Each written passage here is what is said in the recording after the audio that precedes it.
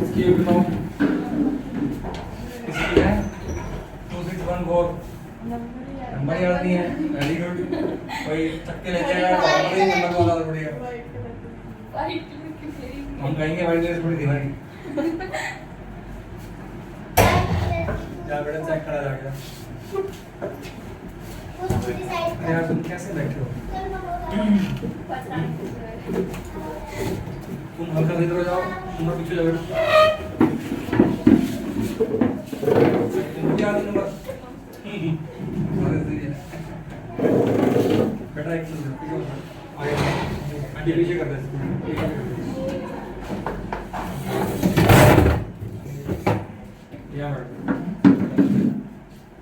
कौन रह गया? एंजल रह गया तो वो भी आ जाएगी बेटा। 7:15 तक क्लास है, ठीक है?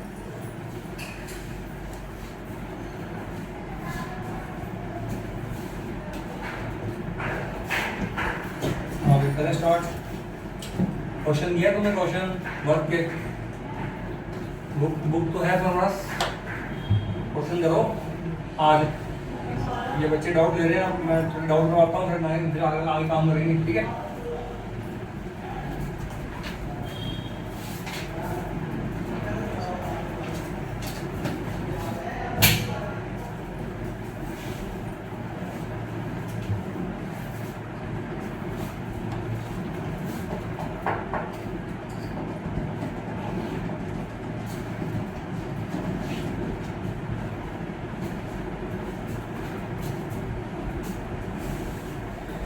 कल का टाइम का कुछ पता नहीं है, ठीक है? कल मेरा हमारे स्कूल में पीटीएम है, 8:30 बजे स्टार्ट है पीटीएम। ख़त्म कब होएगी पता नहीं है, क्योंकि ग्रुप में टाइम लिखा आ रहा है 1:30 बजे का। ऐसे हमारा तो हम तो पार्ट टाइम है, लेकिन लगता है कि कल रुकना पड़ेगा स्कूल में, समझ लो। तो कल तो ये मान के चलना कि 1-1:30 तुमको यहाँ से बच जाएगा, तो क्लास का टाइम शाम को रखना पड़ेगा, कोई इलाज नहीं है, ठीक है? ठीक है, बैठ गए? करें स्टार्ट। एंजल आ रही है क्या? चलो आ जाएगी वो, स्टार्ट करते हैं, वो टाइम लेट हो गया बेटा। हाँ बेटे सुनो, वर्क डन के न्यूमेरिकल्स कर रहे हैं स्टार्ट, ठीक है? एग्जाम्पल नंबर 6 है, पहले डाउट जो तुमने मुझसे पूछा है। Uniform chain of length 2 metre is kept on a table such that length of 60 centimetre hangs freely from the edge of the table. Mass of the chain is 4 kg। What is the work done in pulling the entire chain on the table? बहुत आसान question है। ऐसा है कि बेटा ये है table, इस टेबल के ऊपर एक चेन रखी हुई है। चेन की टोटल लेंथ कितनी है? 2 मीटर। तो 2 मीटर में 200 सेंटीमीटर हो गए। 200 सेंटीमीटर तो टोटल लेंथ है चेन की, लेकिन उसमें से 60 सेंटीमीटर चेन कहाँ लटका रखी है? नीचे। और 140 सेंटीमीटर जो चेन है वो ऊपर पड़ी है, ऐसा है ना? तो मान ले ये चेन है, जल्दी आओ, मान लीजिए चेन है,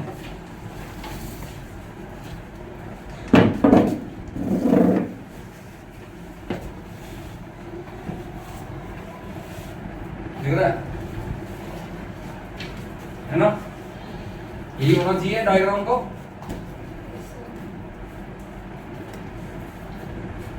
ये कितनी लंबाई है चेन की? 140 सेंटीमीटर। और ये कितनी लंबाई है चेन की? 60 सेंटीमीटर। और पूरी चेन की लंबाई कितनी हो गई? 200 सेंटीमीटर, मतलब 2 मीटर। और क्वेश्चन में बोला गया है कि 60 सेंटीमीटर जो चेन की लंबाई है वो हैंग कर रही है टेबल से नीचे, और जो बाकी चेन बच गई वो 140 सेंटीमीटर की जो लंबी चेन है वो पड़ी है सरफेस के ऊपर। ऐसा बोला गया मुझे, ठीक है बेटा? बात समझ आ गई? अच्छा, इस चेन का मास कितना है पता है आपको? इस चेन का बेटा मास कितना है? 4 किलोग्राम। ये पूरी चेन का मास है 4 किलोग्राम। तो पहले तो ये बताओ, पूरी चेन का मास पता है आपको, तो क्या इतने इतने हिस्से का मास निकाल लोगे जो नीचे लटक रहा है? ये बताओ पहले। अगर आपको आपको ये जो चेन है ये कितनी लंबी है? 200 सेंटीमीटर। 200 सेंटीमीटर लेंथ में मास कितना है? 4 किलोग्राम। तो 60 सेंटीमीटर लेंथ में कितना मास आएगा? निकाल लोगे? निकला पड़ा है। आप क्या कहोगे? 200 सेंटीमीटर लेंथ में कितना मास है? 4 किलोग्राम। 1 सेंटीमीटर में कितना हो जाएगा? 4/200 किलोग्राम। तो 60 सेंटीमीटर लेंथ में कितना हो जाएगा? 4/200 इंटू 60 किलोग्राम। अब इसको सॉल्व करना आना चाहिए बेटा आपको। ये 0 0 कट गया है ना। ये कितना आ गया बताओ? 5। 6/5 kg कितना होता है? 1.2 किलोग्राम। ये जो हिस्सा है ना, इतना जो हिस्सा है, ये एक 1.2 kg का हिस्सा है जो लटक रहा है। अब उसने क्या बोला है? कहता जो ये हिस्सा लटक रहा है, इस हिस्से को इस टेबल के ऊपर ले जाने का वर्क डन बता दो। बताओ। जो हिस्सा लटक रहा है, इस हिस्से को मुझे इस टेबल के ऊपर लेके जाना है। यानी कि मुझे यहां से चेन खींचनी है ऐसे ताकि ये हिस्सा के ऊपर जाए। तो पहले मुझे ये बताओ, इस चेन को ऊपर खींचने के लिए मुझे कितना फोर्स लगाना पड़ेगा? जितना इसका वेट है। और इसका वेट कितना है? 1.2 इंटू जी, वो तो 12 किलोग्राम हो गया इसका वेट। तो मुझे फोर्स भी कितना लगाना पड़ेगा? इतने इतने हिस्से को ऊपर खींचने के लिए मुझे कितना फोर्स लगाना पड़ेगा? 12 किलोग्राम। 12। अरे हाँ, वही मैं तो कितनी गड़बड़ है। कितना फोर्स लगाना पड़ेगा? 12 न्यूटन। सही बात है। अरे फोर्स के यूनिट्स तो न्यूटन होते हैं ना बेटा। तो मास को जी से गुना कर दिया, वो तो फोर्स बन गया। तो 12 न्यूटन का फोर्स चाहिए इसको ऊपर खींचने के लिए। तो कितना वर्क करना पड़ेगा बताओ? वर्क का फॉर्मूला क्या होता है? वर्क का फॉर्मूला होता है, यहाँ पे फोर्स भी ऊपर लगाओगे और ये जाएगी भी ऊपर, तो डिस्प्लेसमेंट भी ऊपर आएगी। और फोर्स भी तुम कांस्टेंट लगा रहे हो, तो वर्क डन का फॉर्मूला क्या लगाओगे? F डॉट S लगाओगे। वो इंटीग्रेशन वाला कब लगता है? जब फोर्स कैसा हो? वेरिएबल हो। या तो फोर्स भी कांस्टेंट ही है, तो फिर वर्क डन करने के लिए फॉर्मूला क्या लगाओगे बेटा? F डॉट S लगाओगे। अब जिस तरफ फोर्स लगा रहे हो उस तरफ डिस्प्लेसमेंट है, तो दोनों में कितना एंगल है? 0 एंगल है। तो F S cos थीटा कितना हो गया? 0। cos 0 कितना हो गया बेटा? 1। फोर्स कितना लगाना पड़ रहा है? 12। और कितना डिस्प्लेसमेंट ऊपर करवाना है? कितना डिस्प्लेसमेंट ऊपर करवाना है? 60 के 30। कितना डिस्प्लेसमेंट इसको ऊपर करवाना है? इस पूरी चेन को ऊपर खींचने के लिए डिस्प्लेसमेंट कितना करवाना पड़ेगा? 30 सेंटीमीटर करवाना पड़ेगा। आपको सर लेंथ तो 60 सेंटीमीटर है, तो आप आधा क्यों ले रहे हो? बताओ क्यों ले रहे हो? अच्छा, मीटर में 60 सेंटीमीटर के 30 मीटर बन जाते हैं। अरे 30 सेंटीमीटर के मीटर कैसे बनाओगे? 30 सेंटीमीटर बना मैं 100 करूंगा। मैं आधी लेंथ क्यों ले रहा हूं? चलो एक बात बताओ मुझे। मान लो आपको एक दीवार पे चढ़ना है, ठीक है? जितनी हाइट है ना आपकी, उतनी दीवार है, ठीक है? और आपको उस दीवार पे चढ़ना है। तो आपकी जो हाइट है वो मैंने मान लिया 60 सेंटीमीटर मान लिया है। नहीं वैसे 60 सेंटीमीटर आपकी हाइट मान ली मैंने, है ना? और आपको दीवार पे चढ़ना है। तो आप दीवार पे चढ़ने में कामयाब कब हो जाओगे? जब आपका आधा हिस्सा मिनिमम दीवार पे चढ़ जाए। भी बात समझ में आई? अगर आप इतना चढ़ पा रहे हो दीवार पे तो क्या दीवार पे चढ़ जाओगे आप? आपका इतना हिस्सा तो दीवार के ऊपर है, इतना हिस्सा दीवार के नीचे है, क्या दीवार पे चढ़ जाओगे? नहीं चढ़ सकते। आप दीवार पे चढ़ने में सक्सेसफुल तभी हो पाओगे जब आप अपने आधे हिस्से को दीवार तक ले जाओ, क्योंकि आधे हिस्से में हमारा क्या होता है? सेंटर ऑफ मास होता है बेटा। इस इतने हिस्से का सेंटर ऑफ मास कहां है पता है आपको? सेंटर पे है। तो मुझे चेन को ऊपर चढ़ाने के लिए मेन मुझे सेंटर ऑफ मास को ऊपर चढ़ाना है बस। अगर ये सेंटर ऑफ मास ऊपर चढ़ गया तो फिर गारंटीड है कि चेन ऊपर चढ़ेगी पूरी। अगर ये वाला मिड पॉइंट इस यहां पर आ गया ना, उसके बाद ये वाला हिस्सा तो फिर गारंटीड है कि ऊपर आना ही आना है। आर यू गेटिंग और नॉट? तो बेसिकली मुझे 60 सेंटीमीटर नहीं करवाना, मुझे 30 सेंटीमीटर करवाना है बस। 30 सेंटीमीटर करवा दिया तो समझ लो पूरी चेन ऊपर आ गई है। आर यू गेटिंग और नॉट? तो बेटा डिस्प्लेसमेंट कितनी लोगे? 30 सेंटीमीटर। सेंटीमीटर के मीटर बनाने पड़ेंगे आपको। तो 30/100। अब इसको बताओ कितना होता है? ये होता है 0.3। तो कितना हो गया? 3.6 जूल आ गया। बोलो समझ में आ गया नहीं आ गई? It's a very good question.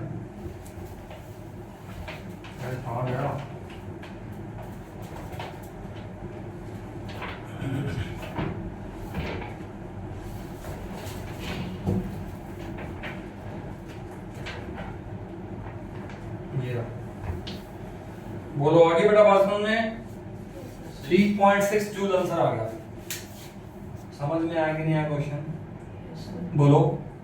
जितना हिस्सा नीचे लटक रहा है, अगर उसका आधा हिस्सा मैं ऊपर ले जाने में कामयाब हो गया तो समझ लो पूरा हिस्सा ही आ गया फिर, क्योंकि सेंटर ऑफ मास को ही है मेन चढ़ाना है अपने को ऊपर।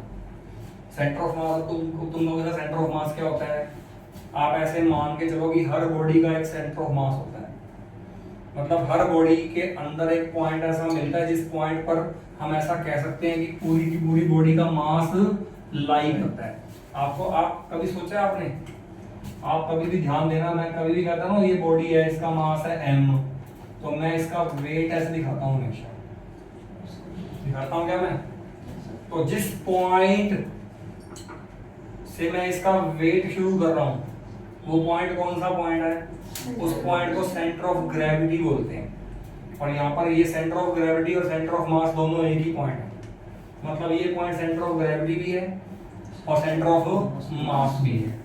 ठीक है ना बेटा? अगर मुझे इस बॉडी को ऊपर चढ़ाना है ना, मान लो आपको मैं ये कहूँ कि ये बॉडी यहाँ पड़ी है और मुझे इसको ना सीढ़ी पे चढ़ाना है ऐसे, तो इस बॉडी को सीढ़ी पे चढ़ाने का मतलब ये है कि इसका सेंटर ऑफ मास मिनिमम मुझे इससे ऊपर लाना पड़ेगा। अगर सेंटर ऑफ मास इससे ऊपर आ गया तो समझ लो बॉडी ऊपर आ गई बस पूरी की पूरी। उसी सेंस में यहाँ पे बात कर रहा हूँ मैं कि मुझे चेन को ऊपर लेके जाना है, तो इसका सेंटर ऑफ मास अगर यहाँ तक आ गया तो पूरी चेन आने की गारंटी है। इसका मतलब यहाँ पर डिस्प्लेसमेंट 60 सेंटीमीटर नहीं ली जाएगी, कितनी ली जाएगी? 30 सेंटीमीटर ही ली जाएगी। गेटिंग और नॉट? चलो ठीक है डन। इसके बाद क्वेश्चन एग्जांपल नंबर आ रहा 7। ये एग्जांपल नंबर 6 था, अब आता है बेटा एग्जांपल नंबर 7। ठीक है?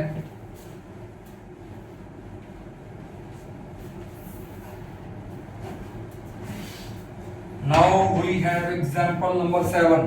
Calculate the work done in raising a stone of mass 5 kilogram and specific gravity 3 lying at the bed of a lake through a height of 5 meter. Question में क्या बोलता है मैं आपको बताता हूँ। ऐसा मान लो कि ये बेटा पानी है और पानी भी किसका है? लेक का। ये कोई नदी है या कोई तालाब, झील, कुछ मर्जी मान सकते हो आप, कोई दिक्कत नहीं है।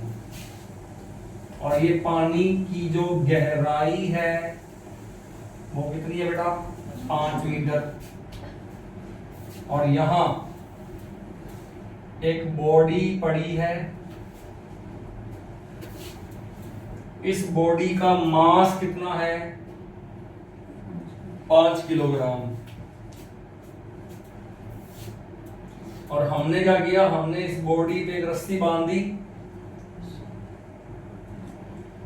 और ये रस्सी हमने ऊपर से, अब इस रस्सी को खींचेंगे और इस बॉडी को ऊपर लेके आना है। तो आपसे पूछा जा रहा है कि पानी के अंदर से 5 मीटर चला के इस बॉडी को ऊपर तक लाने के लिए कितना वर्क करना पड़ेगा, ये पूछ रहा है आपसे। Are you getting what I am saying? कितना वर्क करना पड़ेगा। और साथ में क्वेश्चन में क्या दे रहा है, ये बॉडी जिस सब्सटेंस की बनी है उस सब्सटेंस की स्पेसिफिक ग्रेविटी कितनी है, 3 है। ये स्पेसिफिक ग्रेविटी क्या चीज होती है भाई, अगर इस क्वेश्चन में दी है तो इसका मतलब कोई ना कोई यूज तो होगा इसका, तो यही तो समझना है इसका यूज क्या है ना। चलो एक बात बताओ मुझे, ये तो क्वेश्चन को पता चल गया आपको करना क्या है।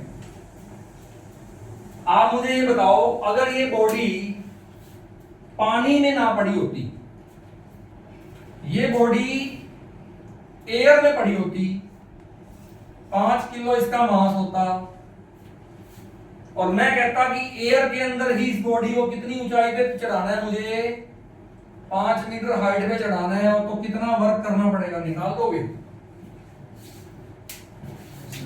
कल तो निकाला था, कितना वर्क करना पड़ेगा, कितना नीचे वेट है इसका, 5 गुना जी, तो कितना ऊपर फोर्स लगाना पड़ेगा, 5 गुना जी। अगर मैं जी को कितना ले लूं, 10 ले लूं, है ना, ये जी को कितना लेता है, ये जी को 9.8 लेता है बेटा। तो अगर मैं जी को ले लूं 9.8, तो मुझे फोर्स कितना लगाना पड़ेगा, निकाल लो। 5 इंटू 9.8 बताओ कितना हो गया, ये हो गया 49 न्यूटन।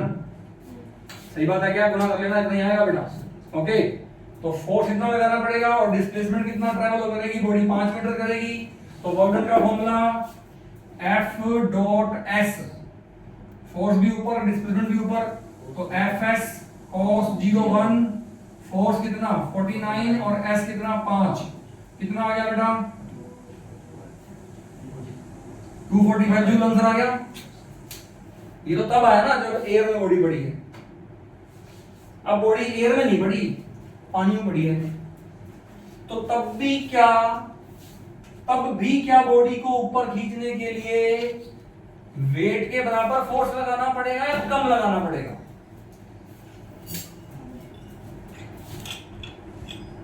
इस बॉडी को ऊपर खींचने के लिए यहां कितना फोर्स लगाना पड़ गया था, वेट के बराबर, जब एयर में थी। अब पानी के अंदर है बॉडी को, अब पानी के अंदर बॉडी है, तब भी क्या बॉडी को ऊपर खींचने के लिए वेट के बराबर फोर्स लगाना पड़ेगा या कम लगाना पड़ेगा?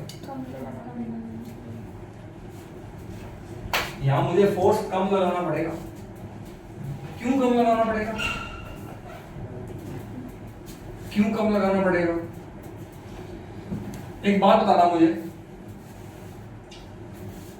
मान लो यही बॉडी है, 5 किलोग्राम की बॉडी लेता हूं, थोड़ा सोचना मैं क्या बोल रहा हूं, क्योंकि इसमें ना एक टॉपिक इन्वॉल्व कर रहा है, वो आर्किमिडीज प्रिंसिपल। आर्किमिडीज प्रिंसिपल के अकॉर्डिंग यहाँ पे बात की जा रही है, और आर्किमिडीज प्रिंसिपल आपको समझ में आना चाहिए होता है, तभी ये क्वेश्चन कर पाओगे आप। और ये स्पेसिफिक ग्रेविटी वाला जो कॉन्सेप्ट है ना बेटा, ये आर्किमिडीज प्रिंसिपल में आएगा, ठीक है ना। वो जो सेकंड वाला बैच नहीं चल रहा अपना, उसमें यूनिट नंबर 7 में जैसे ही फ्लूइड मैकेनिक्स स्टार्ट होगी ना, तो स्टार्ट होते ही 2-4-5 लेक्चर के बाद आर्किमिडीज प्रिंसिपल आएगा, वहां पर ये स्पेसिफिक ग्रेविटी बताऊंगा मैं क्या होती है। मैं तो आज ही बता दूंगा क्या होती है, बट वहां पे प्रॉपर इसको एक्सप्लेन किया जाएगा, इस बैच में भी आएगा, डोंट वरी, ठीक है ना। तो पहले मेरे को बात बताओ, मान लो मेरे हाथ में एक बॉडी है, मान लो मेरे हाथ में एक रस्सी से मैंने एक बॉडी टांग रखी है, ये बॉडी है 5 किलोग्राम की, और रस्सी बांध के ना बॉडी को, तो रस्सी मैंने पकड़ी हुई है ऐसे। अब ऐसे मानो कि मेरे हाथ में एक रस्सी है और रस्सी से एक बॉडी बांध रखी है मैंने, 5 किलोग्राम की बॉडी, तो वो बॉडी मुझे बहुत भारी फील हो रही है। अब मैंने क्या करा, मैंने उस बॉडी को ना ले जाके ना पानी में डाल दिया ऐसे, रस्सी से पकड़े पकड़े बॉडी को पानी में डाल दिया। जैसी बॉडी पानी में जाएगी, क्या मेरे हाथों को कुछ आराम मिलेगा?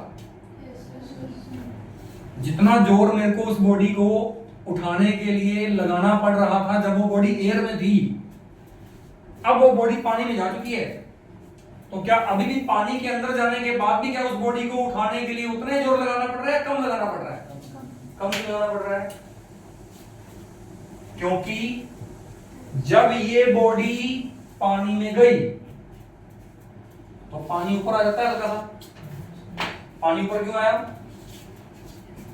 क्योंकि इस बॉडी ने जाके अपनी जगह बना ली, और जितनी जगह ये बॉडी घेर रही है उतनी जगह पहले पानी था। इस बॉडी ने क्या कर दिया?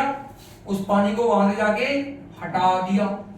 तो जो पानी हटाया वो कहां आया? ऊपर। अरे नहीं बस समझ में। और जैसे ही बॉडी को बाहर निकालोगे वो पानी जो ऊपर आया वो दोबारा कहां आ जाएगा? नीचे।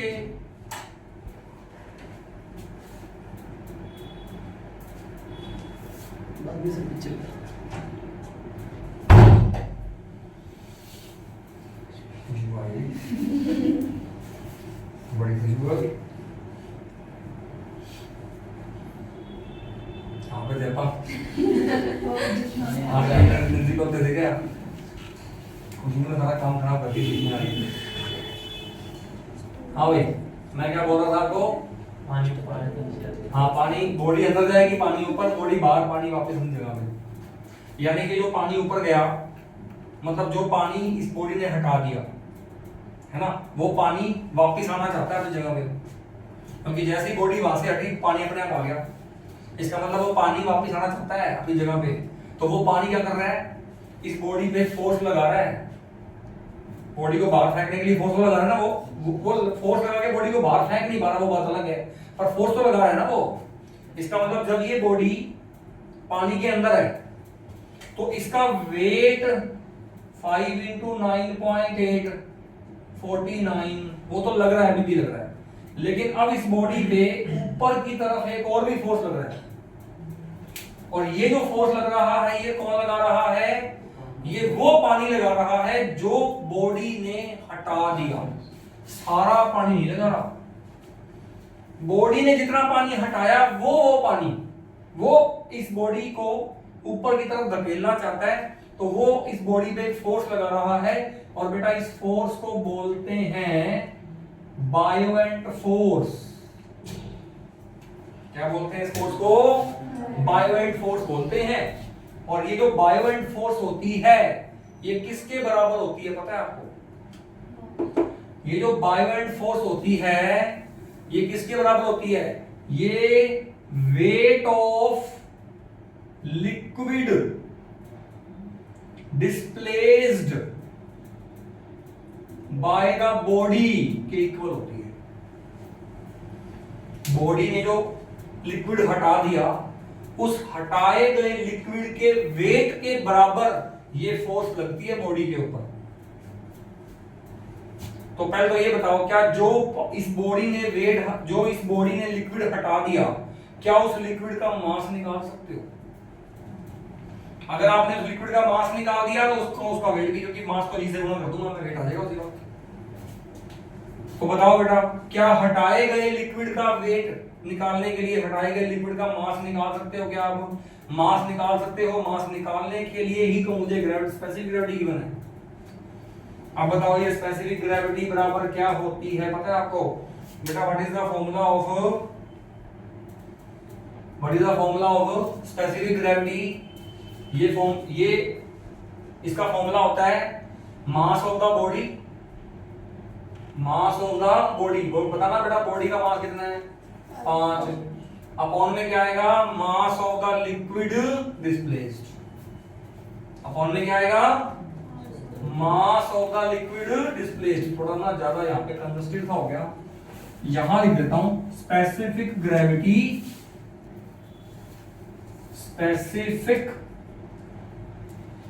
ग्रेविटी जिसकी वैल्यू 3 गिवन है मुझे, ये बराबर में क्या होती है? मास ऑफ द बॉडी इटसेल्फ और मास ऑफ लिक्विड डिस्प्लेस्ड। तो बॉडी का मास कितना है बेटा? 5, और जो हटा दिया गया लिक्विड है मास ऑफ द लिक्विड ml बोल देता हूं उसको, उसका मास मुझे पता नहीं कितना है, तो क्या उसका मास निकाल सकते हो आप? सामने 3 है, तो ये 3 नीचे ले जाओ, ml ऊपर आ जाएगा। तो बताओ बेटा मास ऑफ द लिक्विड डिस्प्लेस्ड कितना आ गया? 5/3। तो बताओ फिर weight of the liquid displaced कितना आ गया? वो कितना हो जाएगा बताओ? इस ml को किससे गुणा कर दूंगा मैं? g से गुणा कर दूंगा, यानी कि ऊपर की तरफ जो फोर्स लग रही है वो कितनी लग रही है पता है आपको? नीचे की तरफ फोर्स लग रही थी 5g, ऊपर की तरफ बेटा फोर्स लग जाएगी 5g/3। अरे 5/3 into g करना पड़ेगा ना। तो बेटा सोच के देखो अभी इस बात को, जब ये बॉडी, सोचो नाउ थिंक अबाउट इट, जब ये बॉडी पानी के अंदर है, जब ये बॉडी एयर के अंदर थी तो सिर्फ एक ही फोर्स था डाउनवर्ड, कितना था? 5g।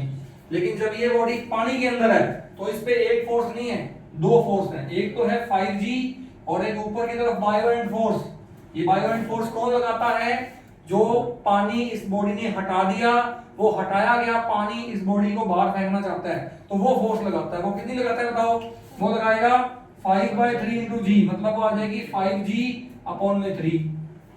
अब दोनों में से ज्यादा फोर्स किसकी है? ज्यादा तो इसकी है, तो क्या बॉडी बाहर जाएगी? नहीं। अरे ज्यादा तो इसी की है ना, तो बॉडी तो अंदर ही रहेगी। हाँ वो कोशिश कर रहा है बाहर फेंकने की, बट वो फेंक नहीं पा रहा। लेकिन अब तुम ये बताओ कि इस बॉडी का वेट 5g कहोगे या 5g में से ये 5g/3 घटाने के बाद जो बचेगा वो कहोगे? अरे यहाँ बॉडी का वेट कितना है? 5g। यहाँ बॉडी का वेट कितना है? 5g minus 5g/3। नहीं बात समझ में आई? इसका मतलब यहाँ बॉडी का नेट वेट कितना आ गया? वो आ गया 5g में से 5g/3 करना पड़ेगा आपको। तो बताना बेटा कितना आ गया? 3 LCM 15g minus 5g 10g/3, यानी कि इस बॉडी का वेट नीचे की तरफ कितना हो गया? 10g/3 हो गया। एयर में कितना था इसका वेट? 5g था। एयर में इसका वेट नीचे की तरफ कितना था? 5g, और यहाँ कितना हो गया? 10g/3, तो इससे कम नहीं हो गया? अरे यही तो कारण है कि मुझे पानी में वो बॉडी हल्की फील होती है, मेरे हाथ को रिलैक्स क्यों मिला? क्योंकि यहाँ पे बॉडी का वेट कम हो गया ना। कितना वेट कम हो गया? पहले 5g था, अब कितना हो गया? 10g/3। तो अब मुझे बताओ इस बॉडी को ऊपर उठाने के लिए मुझे कितना फोर्स लगाना पड़ेगा? 10g/3 लगाना पड़ेगा। और कितनी चलानी है बॉडी? 5 मिनट चलानी है, तो वर्क कितना आएगा बताओ बेटा? वो आएगा force into displacement into cos theta कितना है? 0। फोर्स कितना लगाना पड़ेगा बताओ? 10 इनटू g/3 इनटू s कितना बेटा आएगा? 5। तो 10 इनटू g कितना? 9.8 इनटू 5/3 बेटा कितना आएगा? ये हो गया 98 इनटू 5/3। तो 98 इनटू 5/3 जूल, जो भी आएगा तुम्हारा गुणा करके निकाल लेना बेटा, आंसर हो जाएगा। कर लो, हो गया। बोलो समझ में आया कि नहीं आया क्वेश्चन? बहुत बढ़िया क्वेश्चन है, क्योंकि इस क्वेश्चन में एक नया कंसेप्ट और इंट्रोड्यूस करना पड़ गया, आर्किमिडीज प्रिंसिपल। मुझे वो समझाना पड़ेगा तब जाके क्वेश्चन समझ आएगा आपको। आर यू गेटिंग और नॉट? समझ में आया कि नहीं आया? इसमें दोनों फोर्स नहीं है, जो जो लगा के लिक्विड वो वाला फोर्स नहीं है। क्यों? तो नेट फोर्स दूंगा ना मैं तो। मुझे एक बात बताओ, बॉडी को ऊपर खींचने के लिए कितना फोर्स चाहिए? जितना नेट नीचे लग रहा है, तो नेट नीचे कितना लग रहा है ये बताओ? mg क्यों लग रहा है यार? mg तो टोटल लग रहा है।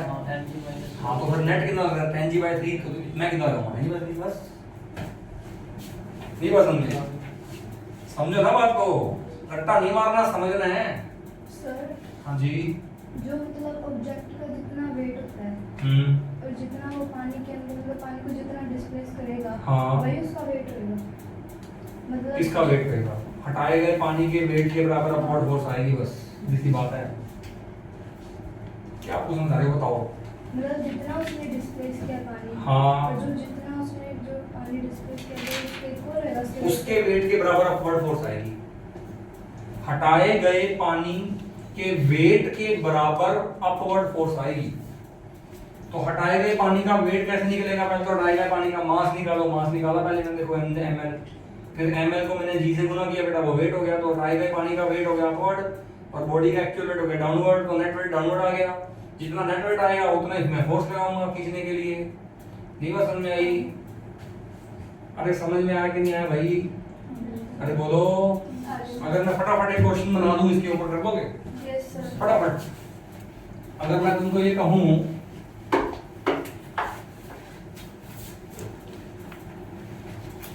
मैं तुमको ये कहता हूं ये कोई लिक्विड है। अब मैं नहीं कह रहा ये पानी है, मैं कह रहा हूं लिक्विड।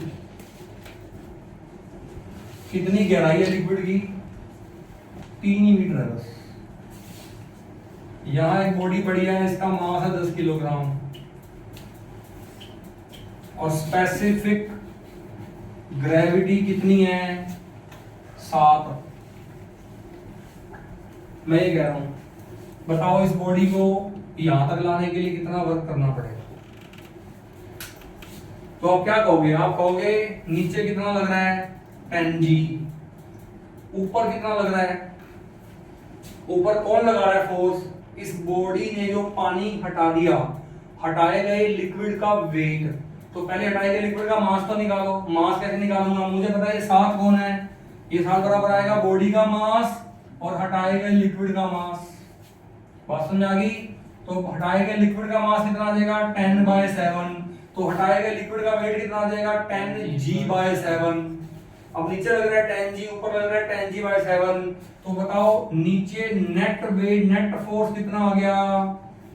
10G में से 10G/7 घटा दूंगा तो 70 - 10 ये आ जाएगा 60G/7। तो मैं ऊपर कितना फोर्स लगाऊंगा? 60G/7। और बॉडी कितनी चलानी है? 3 मीटर। तो वर्क डन कितना आ जाएगा? Force 60 × G/7 × 3। मैं कह रहा हूं G को 10 ले लो तो 60 × 10 × 3/7 लो बेटा, जूल में आंसर है। इस क्वेश्चन को करने में 1 मिनट से भी कम टाइम लगता है अगर कंसेप्ट क्लियर हो तो। आगे बेटा बात समझ में? Yes sir. चलो क्वेश्चन नंबर 8 साफ कर दूं क्या? Yes sir. समझ में आया कि नहीं आया question? It was a very good question. Question number 8 है,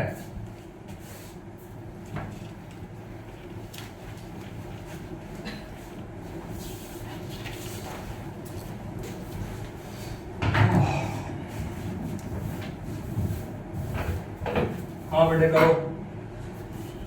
A cluster of cloud at a height of 1000 meter above the earth burst and enough rain fell to cover an area of 10⁻⁶ meters square with a depth of 2 centimeter। बहुत आसान question है।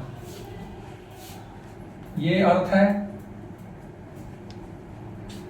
और अर्थ के अंदर ना ये कोई गड्ढा है।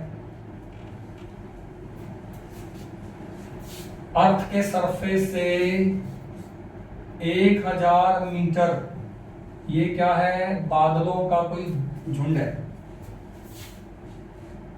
तो ये बादलों से रेन होने लग गई और रेन होने से ये खड्डा पूरा भर गया। खड्डा पूरा भर गया।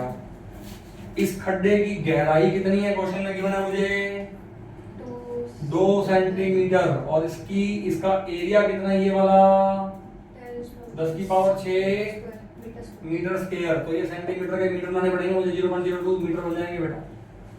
तो क्या इस खड्डे का वॉल्यूम, मतलब इसमें कितना पानी भर गया, वो पानी का वॉल्यूम निकाल सकते हो क्या? अरे वॉल्यूम कितना आएगा? वॉल्यूम कितना आएगा? Area into height.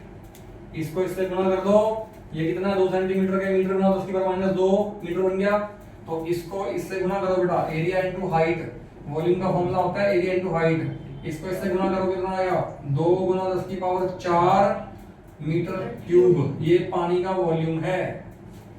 मतलब इस बादलों से जो बारिश हुई है उससे जो पानी इसमें इकट्ठा हुआ है उस पानी का वॉल्यूम है ये।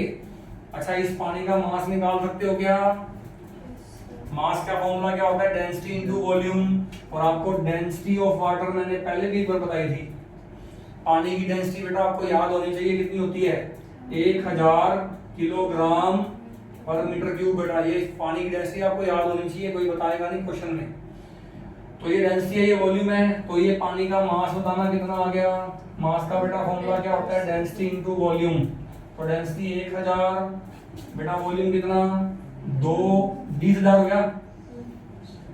तो कितना मास हो गया, 2 गुना 10 की पावर 7 किलोग्राम पानी आपने इकट्ठा कर लिया इसके अंदर।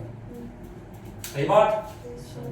How much work would have been done in raising water to a height of the clouds. अब आपसे पूछ रहा है, कहता अगर इतना पानी है तो अगर मुझे इस पानी को दोबारा इतनी हाइट पे ले जाना हो तो कितना वर्क करना पड़ेगा। तो कितना वर्क करना होता है अपने को, एम मास को h हाइट पे ले जाने के लिए कितना वर्क करना होता है, mgh करना होता है। नहीं बात समझ में आई। तो बेटा मास बताओ कितना है, 2 गुना 10 की पावर 7, g कितना है 9.8, बेटा h कितना है 1000 जूल। आंसर खत्म कर लो, हो गया डन। ये तो है, ये तो है, अरे कर लो, हो गया। चलो इसके बाद अगले पेज पे एग्जांपल नंबर 9 डाउट पूछा आपने मुझसे, ये साफ कर दूं क्या पूरा सारा, ठीक है। जिन्होंने क्वेश्चन नहीं किए बेटा आज क्वेश्चन कर लेना भी अपने।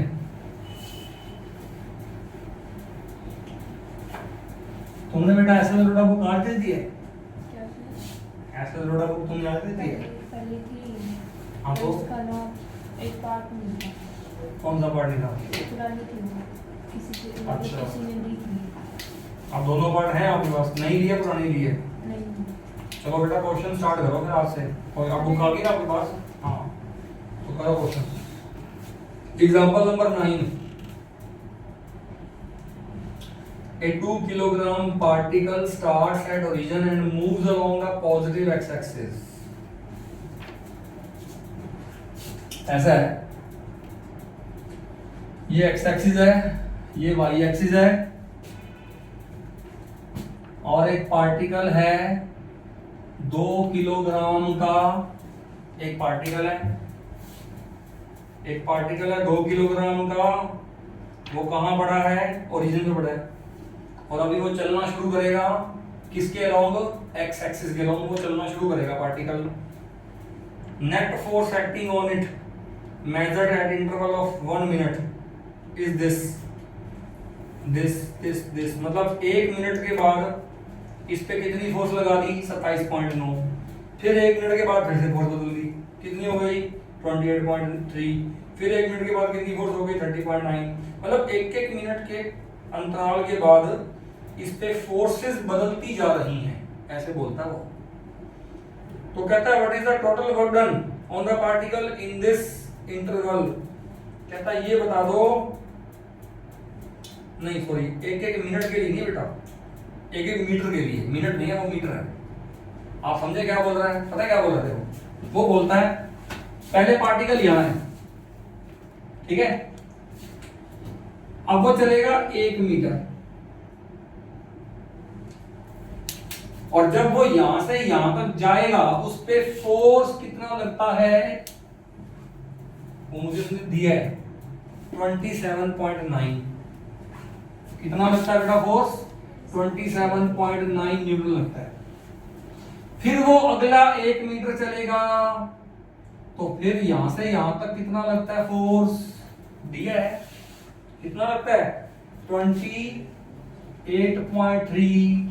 फिर वो 1 मीटर चलेगा, फिर से फोर्स कितना लगता है, दिया है मुझे, कितना दिया है 30.9। ऐसे अगले 1 मीटर के लिए भी फोर्स दिया है, अगले 1 मीटर के लिए भी फोर्स दिया है, ऐसे 7-8 मीटर के लिए अलग अलग फोर्स देते हैं मुझे।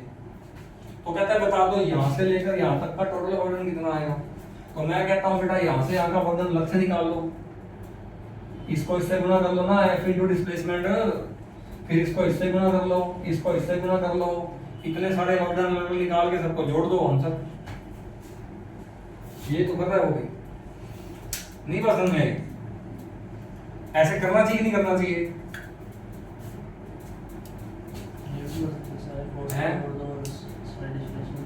क्यों इससे क्यों आएगा, मतलब ही सेम आ जाए। आप एक बात बताओ, ये वाला फॉर्मूला कब लगाते हो, जब फोर्स कांस्टेंट हो। तू कह रहा है सारे डिस्प्लेसमेंट को जोड़ दूं, तो सारे डिस्प्लेसमेंट के लिए क्या फोर्स कांस्टेंट है क्या? तो फिर तू ये वाला फॉर्मूला क्यों लगा रहा है? तुझे ये वाला फॉर्मूला सिर्फ उतने ही डिस्प्लेसमेंट के लिए लगाना है जितने के लिए फोर्स क्या है, कांस्टेंट है। अब बता ये वाला फोर्स कितने डिस्प्लेसमेंट के लिए कांस्टेंट है? 1 मीटर के लिए। तो तू एक काम करना, कितने तो हैं ये? अरे 10 फोर्स हैं गिनती के, 10 या 11 हैं, तो 10 या 11 अलग अलग वर्ड निकाल लो, सबको बाद में ऐड कर देना, आंसर हो जाएगा। प्रॉब्लम क्या है? नहीं बात समझ में आई? अरे अगर 10 लाख वर्ड होते फिर थोड़ा निकालते, फिर इंटीग्रेशन करते हम। 10-11 वर्डन तो जोड़ सकते हैं, तो जोड़ लो बेटा।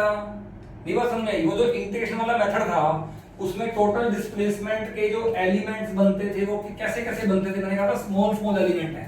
तो क्या ये 1 मीटर स्मॉल स्मॉल एलिमेंट है? अरे 1 मीटर तो बहुत बड़ा होता है, इतना बड़ा होता है 1 मीटर। ये स्मॉल एलिमेंट है क्या? टोटल लेंथ कितनी है? मान लो ये 11 है, तो टोटल 11 मीटर है, और 11 मीटर का एक एलिमेंट कितना है? 1 मीटर, तो स्मॉल है। फिर क्या लगा दोगे आप इंटीग्रेशन? नहीं लगता। यहाँ पर ऐसे ही होगा, 1 मीटर का अलग से वर्डन, फिर नेक्स्ट 1 मीटर का अलग से वर्डन, नेक्स्ट 1 मीटर का अलग से वर्डन, 10-11 वर्डन जो भी आएंगे निकालो, सबको जोड़ दो, आंसर खत्म। कर लोगे? चलो हो गया बेटा। डू मोर क्वेश्चन, जो पेंडिंग क्वेश्चन है वो आज कर लो खत्म, और बाकी फिर अपन जो डाउट है वो तुम्हारे का ले लूंगा।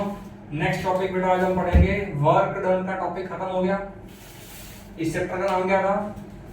Work energy power. तो पहले वर्क खत्म हो चुका है, अब क्या आएगी? एनर्जी आएगी। तो एनर्जी पर उसमें भी निकालेंगे क्या? वर्क ही तो निकालेंगे, कि वर्क ही तो किसमें जाता है? एनर्जी में। तो सिर्फ कहने के लिए वर्क डन खत्म हो गया है, ऐसा नहीं है कि अब टॉपिक में वर्क डन आएगा ही नहीं। मैं कहता हूं अभी भी हर टॉपिक में वर्क डन ही आएगा। Are you getting? आप चाहे काइनेटिक एनर्जी निकालो, चाहे आप पोटेंशियल एनर्जी निकालो, उसमें भी क्या निकालोगे? Work done. और उसी वर्क डन को ही क्या बोलोगे? एनर्जी। मेरी बात समझ में आ रही है मैं क्या बोल रहा हूं? करो। लो बेटा, नेक्स्ट टॉपिक आता है एनर्जी। ठीक है, बताना एनर्जी होती क्या है? What's the definition of energy? Capacity to do work. जितनी ज्यादा किसी की एनर्जी होगी उतना ज्यादा वो क्या कर सकता है? वर्क कर सकता है। जितनी ज्यादा एनर्जी होगी उतना ज्यादा वो क्या करेगा? वर्क करेगा। तो एनर्जी क्या हुआ? कैपेसिटी टू डू वर्क हुआ। सही बात है ना? और हम ऐसे भी बोल सकते हैं एनर्जी ही किसमें कन्वर्ट होती है? वर्क में। और वर्क ही किसमें कन्वर्ट होता है? एनर्जी में। सही बात है। चलो ये बात जैसे जैसे हम आगे बढ़ेंगे आपको और क्लियर हो जाएगी कि वर्क एनर्जी में और एनर्जी वर्क में कैसे कन्वर्ट होती है। अब बताओ एनर्जी के टाइप्स कौन कौन से आएंगे?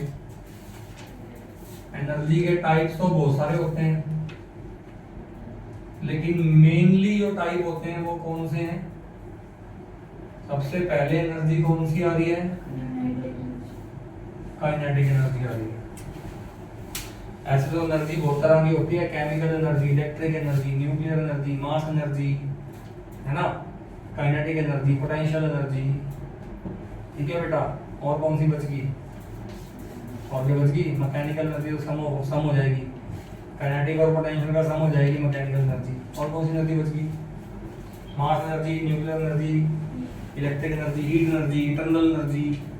एनर्जी बेटा जितनी मर्जी बना लो, बहुत सारी बन जाएगी एनर्जी, ठीक है ना? लेकिन मेन जो एनर्जी हमने पढ़नी है वो कौन सी है? काइनेटिक और पोटेंशियल। सबसे पहले कौन सी आज पढ़ेंगे अपन? Kinetic energy. What is the meaning of this word kinetic? पता है? काइनेटिक वर्ड का मतलब क्या होता है? Kinetic means motion. मोशन का मतलब वेलोसिटी। एक बॉडी है वो मोशन में है, एक बॉडी है वो किसमें है? मोशन में है तो क्या उसके पास एनर्जी है ना? कौन सी एनर्जी है उसके पास? एक बॉडी के पास उसकी वेलोसिटी की वजह से, उसके मोशन की वजह से एनर्जी कौन सी है? काइनेटिक एनर्जी है। तो क्या डेफिनेशन बनेगी बताओ? Energy of a body due to its motion, or you can say velocity, is called kinetic energy.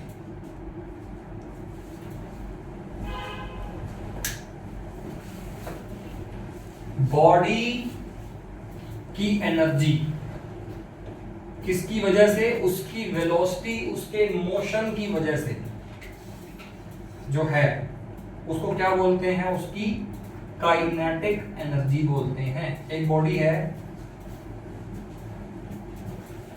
उस बॉडी का मास है m और वो चल रही है विद वेलोसिटी v, तो हम कहते हैं कि उसकी काइनेटिक एनर्जी कितनी है? Half mv²। अरे फॉर्मूला याद है ना तुमको के का? 9th क्लास में फॉर्मूला आ गया था। What was the formula of Ke? Half mv²। अरे बाद में ढूंढ लेना, वो पड़ा नीचे बेटा, ये पड़ा सामने पड़ा है।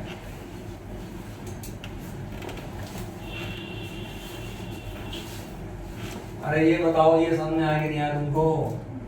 ये डेफिनेशन समझ में आएगी नहीं बेटा? एक बॉडी के पास उसके मोशन की वजह से जो एनर्जी है उसको बोलते हैं उसकी काइनेटिक एनर्जी। फॉर्मूला क्या है? Half mv²। ठीक है, ये तो है इसकी एक डेफिनेशन। अब इसकी एक और डेफिनेशन लिखो। इस डेफिनेशन में आपने क्या बोला कि बॉडी के पास उसके मोशन की वजह से जो एनर्जी है उसको आप बोलोगे काइनेटिक एनर्जी। अब मैं कहता हूं बॉडी मोशन में क्यों है? अपने आप आ गई? यह बॉडी को मोशन में लाने के लिए कुछ किया है तुमने? तुमने बॉडी पे फोर्स लगाया होगा और बॉडी चल पड़ी होगी, तो ये तो मोशन में आई है वो। और हमने क्या कहा था कि अगर हम फोर्स लगा दें और बॉडी चल पड़े तो हम क्या कहते हैं कि वंडर हो गया बॉडी पे। इसका मतलब वो बॉडी मोशन में क्यों है? क्योंकि उस बॉडी को मोशन में लाने के लिए क्या हुआ है? वर्क हुआ है, और वही वर्क किस में गया है? उसकी काइनेटिक एनर्जी में गया है। तो काइनेटिक एनर्जी की अब एक और डेफिनेशन क्या बनेगी? Kinetic energy is defined as the work done to keep the body in the motion. यानी कि काइनेटिक एनर्जी भी किससे आ रही है? वर्क से आ रही है। ठीक है बेटा, बात समझ आ गई? तो इसकी एक और डेफिनेशन क्या बोलोगे? K is defined as the work done to keep the body in motion. यानी कि काइनेटिक एनर्जी और कुछ नहीं है, वर्क डन ही है वो। कौन सा वर्क डन? जो बॉडी को मोशन में लाने के लिए किया गया है, उसी वर्क डन को क्या बोलते हैं? काइनेटिक एनर्जी बोलते हैं। तो मैं जस्ट इसका मतलब मैं ये कहना चाह रहा हूं कि काइनेटिक एनर्जी कहां से आ रही है? वर्क से आ रही है। मतलब वर्क ही किस में कन्वर्ट हो रहा है? काइनेटिक एनर्जी में। अब ये सिर्फ लिखने से थोड़ा ना काम चलेगा, प्रूव तो करना पड़ेगा। तो मैं आपको प्रूव करके दिखाता हूं कि वर्क ही किस में जाएगा? काइनेटिक एनर्जी में जाएगा। ठीक है, करो प्रूव। लो बेटा, हम इसमें करेंगे प्रूफ, और प्रूफ 2 बार करेंगे। पहली बार कैसे करेंगे बताओ? मैं कहूंगा ये ग्राउंड है और मैं कह रहा हूं ये बॉडी, इसका मास है m, और फिलहाल ये बॉडी रेस्ट में है, मतलब इसकी इनिशियल वेलोसिटी कितनी है? 0 है। सही बात है क्या? Yes sir. और आपने बॉडी पे क्या लगा दिया? फोर्स। अब फोर्स बॉडी पे कैसा लगा सकते हो? कांस्टेंट भी लगा सकते हो, वेरिएबल भी लगा सकते हो। तो पहले फोर्स कौन सा लगाओगे? Constant। पहले फोर्स लगाओगे कांस्टेंट, और यही चीज यहां दोबारा से करूंगा मैं कह रहा हूं ये ग्राउंड है, ये बॉडी पड़ी है, इसका मास है m, ये बॉडी रेस्ट में, इनिशियल वेलोसिटी 0, और मैंने बॉडी पे क्या लगा दिया? फोर्स। लेकिन अब की बार मैंने फोर्स कैसा लगाया? वेरिएबल। अब चाहे फोर्स कांस्टेंट लगाओ चाहे वेरिएबल लगाओ, चलेगी तो सही बॉडी। मान लो बॉडी चल पड़ी, और कितना चल पड़ी? s डिस्प्लेसमेंट बॉडी ने ट्रैवल कर दिया, और यहां पर बॉडी की वेलोसिटी कितनी बन गई? v। सही बात है। ये चीज यहां पे भी दिखा दो कि बॉडी चल पड़ी, और कितना चल गई? कितना चली है बॉडी? डिस्प्लेसमेंट s चली है बॉडी, और बॉडी के पास वेलोसिटी कितनी आ गई है? v आ गई है। इसका मतलब यहां पर भी वर्क डन हुआ है, यहां पर भी वर्क डन हुआ है। लेकिन यहां वाला वर्क डन तुम कैसे निकालोगे? F डॉट S से निकालोगे, और यहां वाला वर्क डन तुम किससे निकालोगे? इंटीग्रेशन से निकालोगे। लेकिन दोनों ही वर्क डन किसके बराबर आने चाहिए? हाफ mv स्क्वायर के बराबर आने चाहिए। ये प्रूव करना पड़ेगा आपको, तभी तो आप ये कह पाओगे कि वर्क डन ही किसमें जाता है? काइनेटिक एनर्जी में जाता है। तो सबसे पहले बेटा मैं ये प्रूव करता हूं आपके सामने अभी।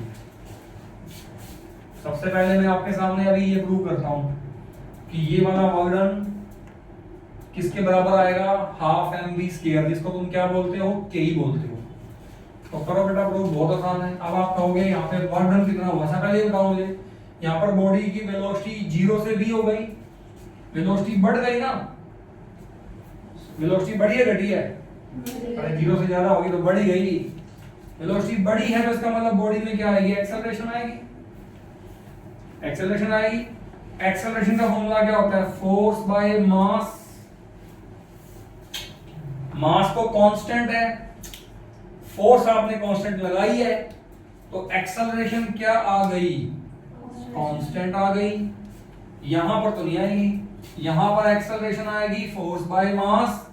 मास कांस्टेंट है बट फोर्स तो वेरिएबल है, तो एक्सेलरेशन क्या आएगी? वेरिएबल। ये बात तो समझ में आ गई आपको? अब यहां एक्सेलरेशन कांस्टेंट है, इसका मतलब क्या कि मैं वो 3 इक्वेशन लगा सकता हूं यहां पर। वो 3 इक्वेशन कौन सी पता है आपको? v बराबर u प्लस at, s बराबर ut plus half at square, v square minus u square बराबर 2as। ये तीनों इक्वेशनें कब लगती हैं? जब एक्सेलरेशन क्या होती है? कांस्टेंट होती है। और अगर एक्सेलरेशन कांस्टेंट ना हो तो वो तीनों इक्वेशन नहीं लगा सकते। मतलब यहां तो मैं लगाऊंगा इक्वेशनें, लेकिन यहां मैं नहीं लगाऊंगा। फिर भी दोनों केस में मैं वर्क डन कितना लाके दिखा दूंगा? हाफ mv स्क्वायर लाके दिखा दूंगा। चलो बेटा शुरू करो यहाँ पर पहले वर्क डन। बताओ यहाँ पे वर्क डन का फॉर्मूला क्या बोलोगे? F डॉट S बोलोगे। जिस तरफ फोर्स है उस तरफ डिस्प्लेसमेंट है, तो एंगल 0, इसको बोलेंगे Fs cos 0। cos 0 कितना हो गया? 1। फोर्स को क्या बोलेंगे? ma। अरे फोर्स को क्या बोलेंगे? ma into s। ये आ गया बेटा वर्क डन। बोलो सही बात है। इक्वेशन नंबर 1 बना के छोड़ दूं इसको? इसको इक्वेशन नंबर 1 बना के छोड़ दूं। अब मैं इक्वेशन लगाता हूं v square minus u square बराबर 2as। ये इक्वेशन मैं क्यों लगा पा रहा हूं? क्योंकि एक्सेलरेशन क्या है? कांस्टेंट है। यहां नहीं लगाऊंगा मैं एलिमेंट, क्योंकि यहां पे एक्सेलरेशन वेरिएबल होगी। अब मुझे बताओ u कितना? 0। तो ये कितना हो गया? v स्क्वायर बराबर 2as। यहां से मुझे बताओ as कितना आएगा? v square by 2। तो क्या as की वैल्यू इक्वेशन नंबर 1 में पुट कर दूं? बताओ फ्रॉम इक्वेशन 1, वर्क बराबर कितना आ गया? m as, और as कौन है? mv square by 2। तो लो बेटा ke के बराबर आ तो गया वर्गन, अरे आ तो गया हाफ mv स्क्वायर, नहीं आया? तो वर्कडन आ गया, देखो हाफ mv स्क्वायर, मतलब वर्कडन ही किस में गया? के में गया। अब ये चीज यहाँ पे भी शो करनी पड़ेगी आपको, same to same you have to prove this also. अब ये यहाँ पर कैसे शो करोगे? पहले तो यहाँ पर बताओ वर्कडन कैसे निकालोगे? यहाँ पर वर्कडन F डॉट S से नहीं निकालना, क्या करना पड़ेगा? इस पूरे डिस्प्लेसमेंट के छोटे छोटे एलिमेंट बना के एक छोटा सा एलिमेंट ds कंसीडर करना पड़ेगा, और इस छोटे से डिस्प्लेसमेंट ds के लिए पहले छोटा सा वर्क डन dw जो कि आएगा F डॉट ds वो लिखना पड़ेगा। अरे ऐसे तो करते हैं हर बार। अब ये F डॉट ds खोलो, ये बनेगा F ds cos थीटा 0, क्योंकि जिस तरफ फोर्स है उस तरफ ही डिस्प्लेसमेंट ds है। तो cos 0 1 और F को क्या बोलोगे? ma, F को क्या बोलोगे? ma, और साथ में क्या चलेगा? ds। अब इस a को बताओ क्या बोलते हो? a को बोलते हो dv बाय dt, बोलो बताओ dw कितना आएगा? m dv by dt into ds। अब ds बाय dt को क्या बोलते हो? v। तो ये dw कितना आ गया? mv dv नहीं आ गया? किसी के दिमाग में ये तो नहीं आया सर ये तो m dv स्क्वायर हो गया? किसी के दिमाग में आ गया हो? आया तो नहीं? नहीं तुम कह दो सर ये v इंटू v स्क्वायर साथ में d। अरे dv एक साथ है और ये v अलग है। dv का मतलब होता है चेंज इन वेलोसिटी, ये v dv सारे गुना में नहीं है, आपस में ऐसे ही dv is one term and v is one term. Okay, तो mv dv ये आ गया dw।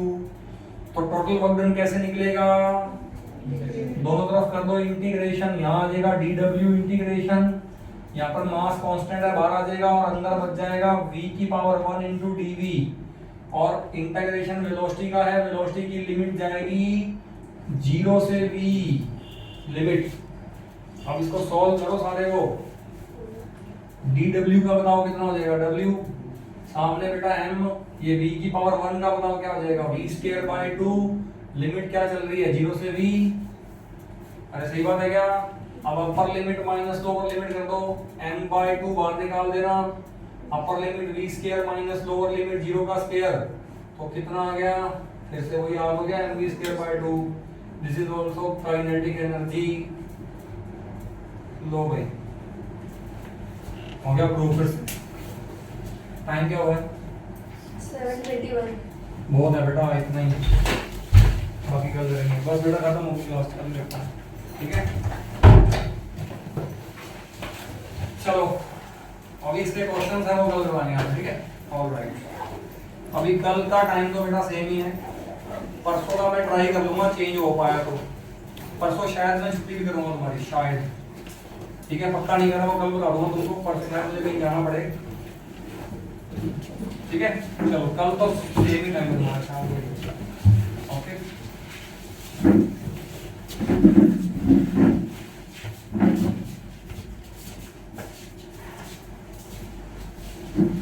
अरे कसम में लोडेड लग रहा है सिस्टम क्या? थोड़ा सा, क्योंकि डीप में जाते हैं ना बोल, तो मेहनत करनी पड़ेगी आपको मेरे साथ, तब जाके पिकअप हो पाएगी आपकी। ऐसा नहीं है कि ऊपर से पढ़ लोगे तो काम चल जाएगा, ठीक है? हाँ यार कोई आए थे देने के लिए, पता नहीं कौन है बंदा, आप तो जानते थे। ये दरवेश अच्छा वो है क्या? की आँख